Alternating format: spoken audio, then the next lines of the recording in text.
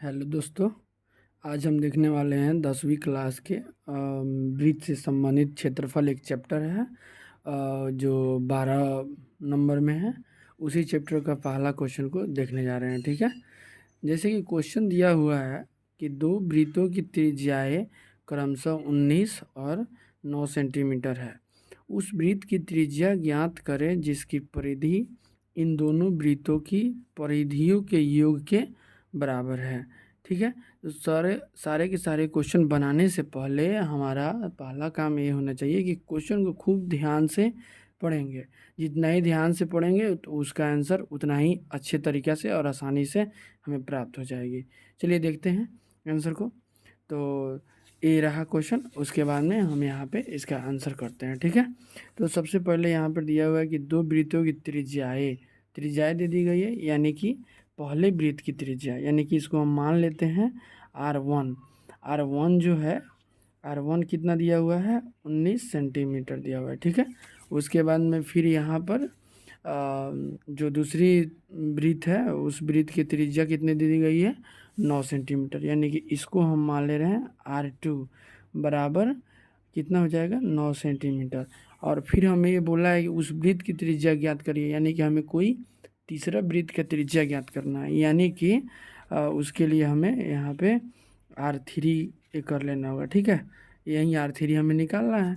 तो इसमें कुछ चीज़ें दी गई है जो उसको अच्छा से पढ़ेंगे। जिसकी परिधि, यानी कि जो नए वृत्त बन रहा है उसकी परिधि और इन दोनों वृत्तों की परिधियों के योग के बराबर है। किसके बराबर है? योग के बराबर, यानी कि दोनों जो छोटे छोटे दोनों जो वृत्त हैं इन दोनों के परिधि को अगर आपस में अगर जोड़ देते हैं तो ये नए वृत्त की परिधि के बराबर हो जाएगा।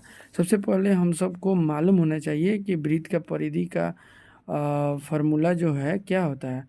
परिधि का फार्मूला होता है 2πr होता है। ठीक है, तो आइए हम लोग इसको देखते हैं।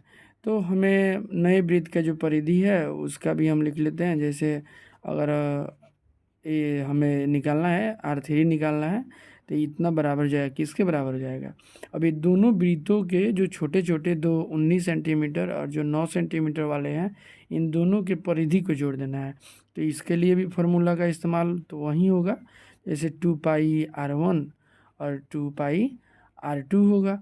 यहाँ से हम कुछ काम करते हैं। ठीक है, यहाँ से 2π ये तो ऐसे ही कैसे रह जाएगा, यहाँ से 2π दोनों में दिखाई दे रहा है तो हम 2π को क्या कर लेंगे, यहाँ से कॉमन कर लेंगे।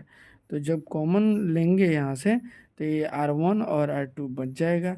यहाँ से हम देख रहे हैं कि 2π इसमें भी है 2π इसमें भी है, तो ये दोनों कट सकता है। और जैसे ही कट गया तो अब R3 अब आराम से निकल जाएगा। R1 कितना दिया हुआ है यहाँ पे 19 सेंटीमीटर और R2 कितना दिया हुआ है 9 सेंटीमीटर।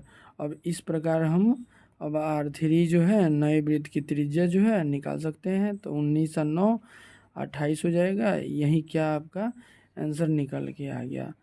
फिर मिलते हैं नेक्स्ट वीडियो के साथ में, अगले क्वेश्चन के साथ में। ठीक है।